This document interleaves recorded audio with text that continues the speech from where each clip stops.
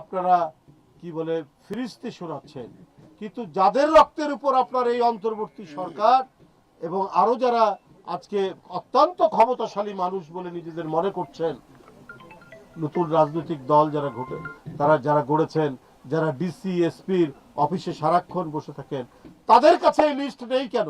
কেন আরমান মোল্লার ছেলে আজকে এতিমখানায় থাকবে? আজকে তো তাদেরকে সব দিক থেকে সরকার এবং রাষ্ট্রের দায়িত্ব ছিল এই পরিবারটির পাশে দাঁড়ানো, এবং এই পরিবারের সন্তান সে মানুষ না হওয়া পর্যন্ত তার ভরণ পোষণ এবং তাদের পড়াশোনার খরচ এটা তো সম্পূর্ণ সরকার এবং রাষ্ট্রের দায়িত্ব।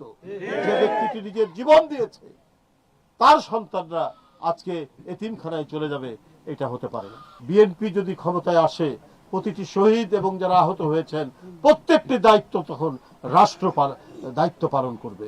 তাদের প্রত্যেকেরই চিকিৎসার খরচ এবং যে পরিবারে যারা শহীদ হয়েছেন সেই পরিবারের দায়িত্ব রাষ্ট্র বহন করবে।